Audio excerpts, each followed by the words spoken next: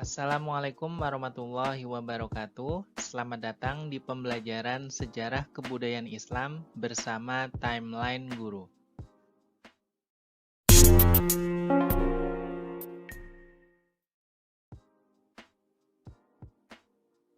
Untuk hari ini, kita akan belajar mengenai salah satu kompetensi dasar, yakni kompetensi dasar 3.1, mengevaluasi proses lahirnya Daulah Abbasiyah.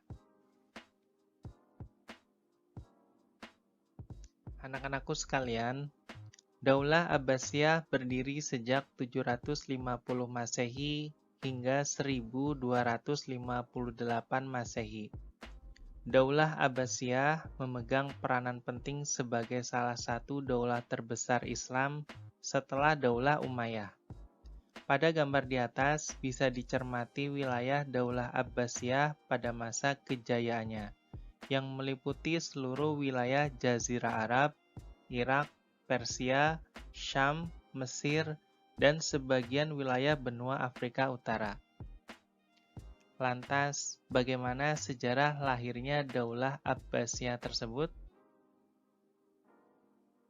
Untuk dapat menjawab pertanyaan tersebut, mari kita amati dan perhatikan penjelasan berikut. Adapun sejarah lahirnya Daulah Abbasiyah dimulai dengan adanya gerakan-gerakan perlawanan terhadap kekuasaan Daulah Umayyah yang dilakukan oleh Muhammad bin Ali, Abu Abbas As-Soffah, dan Abu Muslim Al-Khurasani. Adapun gerakan perlawanan tersebut dilakukan karena adanya ketidakpuasan terhadap Daulah Umayyah selama berkuasa.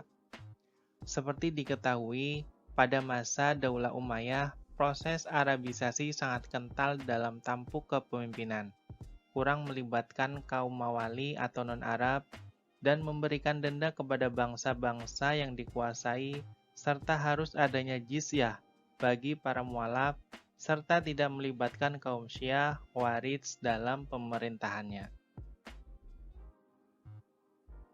Gerakan-gerakan perlawanan terhadap Daulah Umayyah tersebut ternyata mendapatkan banyak dukungan dari pihak-pihak yang sejak awal tidak berpihak kepada Daulah Umayyah.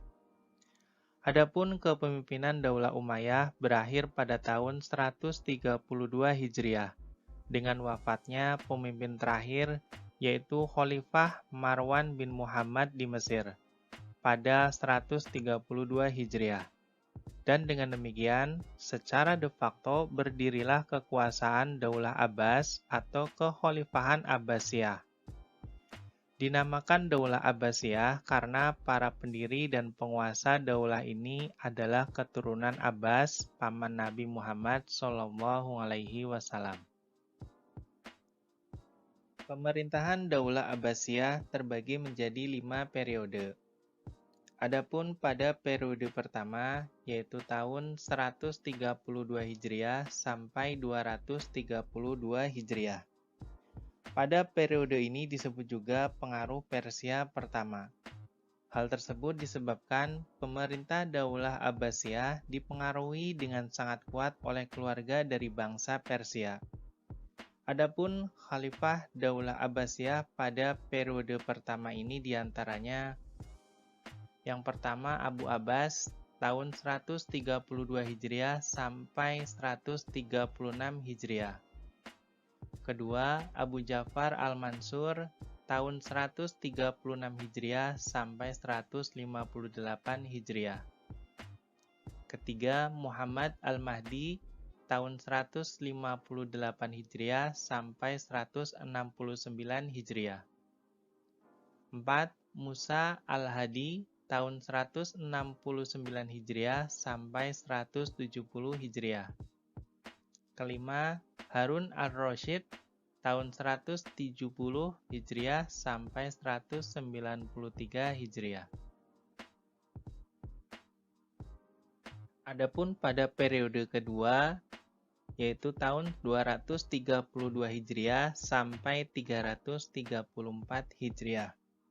Pada periode ini disebut juga pengaruh Turki pertama. Disebut demikian karena tentara Turki menjadi tentara Daulah Abbasiyah sangat mendominasi pemerintahan. Adapun Khalifah Daulah Abbasiyah pada periode kedua ini diantaranya yang pertama Al-Mutawakkil tahun 232 Hijriah sampai 247 Hijriah. 2. Al-Munsir tahun 247 Hijriah sampai 248 Hijriah. 3. Al-Musta'in tahun 248 Hijriah sampai 252 Hijriah. 4. Al-Mu'taz tahun 252 Hijriah sampai 255 Hijriah. 5. Al-Muhtadi tahun 255 Hijriah sampai 256 Hijriah. Adapun Daulah Abbasiyah pada periode ketiga dimulai tahun 334 Hijriah sampai 447 Hijriah. Pada periode ini disebut juga periode Persia kedua.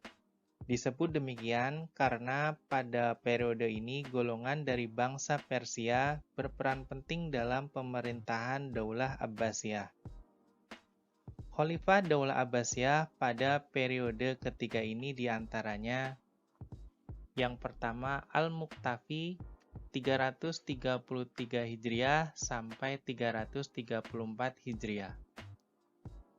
2. Al-Muti tahun 334 Hijriah sampai 362 Hijriah.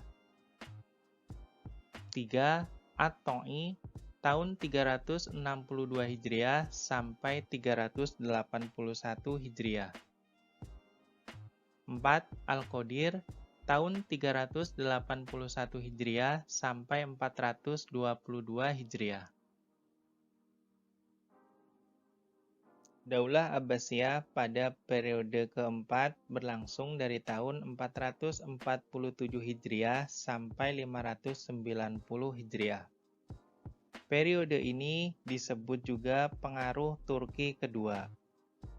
Hal tersebut dikarenakan pada waktu itu golongan dari bangsa Turki kembali berperan penting dalam pemerintahan Daulah Abbasiyah. Adapun Khalifah Daulah Abbasiyah pada periode keempat ini diantaranya yang pertama Al-Qayyim tahun 422 Hijriah sampai 467 Hijriah. 2. Al-Muqtadi tahun 467 Hijriah sampai 487 Hijriah. 3. Al-Mustazir tahun 487 Hijriah sampai 512 Hijriah. 4.